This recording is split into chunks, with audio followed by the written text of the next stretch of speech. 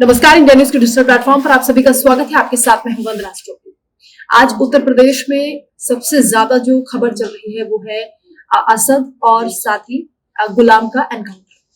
दरअसल यूपीएसटीएफ 72 घंटे से बहुत ज्यादा एक्टिव हो गई थी और लगातार असद और गुलाम को पकड़ने की कोशिश की जा रही थी। हालांकि जब साबरमती से प्रयागराज अतीक अहमद को दोबारा लाया जा रहा था, उस दौरान भी ये खबर एसटीएफ को लगातार मिल रही थी कि झांसी में सबसे ज्यादा अलर्ट रहने की जरूरत है, क्योंकि झांसी इलाके में ही असद और गुलाम छुपे हुए थे और वहां पर ये प्लानिंग की जा रही थी, ये साजिश रची जा रही थी कि अतीक अहमद का काफिला जब वहां से गुजरेगा तो अतीक अहमद को पुलिस से छुड़ाया जाएगा। और इसीलिए झांसी में जितनी देर भी काफिला पुलिस का वहां से गुजरा है उतनी देर बहुत ज्यादा सतर्कता बरती गई और यूपीएसटीएफ का जो अंदेशा था, जो उनके पास खुफिया इनपुट्स थे, वो बहुत सटीक साबित हुए और यही वजह रही कि असद और गुलाम वहां से पकड़े गए।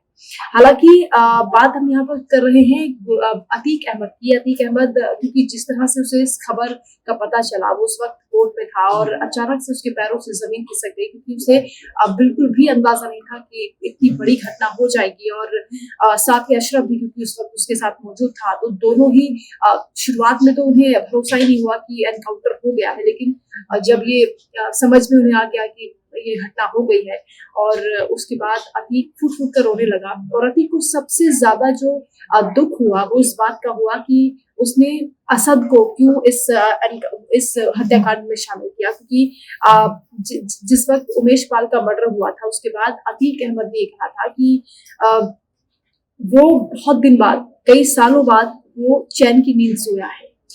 ये बयान उसे याद आया और साथ ही असद को इस हत्याकांड में इन्वॉल्व करने के लिए भी उसे बहुत ज्यादा पछतावा हुआ और उसने ये बात कही कि मैं इसके लिए गुनहगार हूँ। असद का अगर एनकाउंटर हुआ है, वो आज इस दुनिया में नहीं है, तो उसके लिए मैं जिम्मेदार हूँ, क्योंकि असद को इस हत्याकांड में, उमेश पाल का मर्डर करने में ये कहा जा रहा था कि शामिल नहीं कराना चाहता था अशरफ, जो कि उसका चाचा, और साथ ही गुलाम, जो कि अब उसके सहयोगी, जिसका एनकाउंटर हुआ है। तो दोनों ही लोग नहीं चाहते थे कि असद सामने आए और इस पूरी घटना में उसका इन्वॉल्वमेंट हो। हालांकि पीछे से हो सकता है वो प्लानिंग में शामिल रहता, लेकिन अतीक अहमद शायद अपने बेटे को अपनी तरह गैंगस्टर बनाना चाहता था और इसलिए उसका चेहरा चमकाना चाहता था।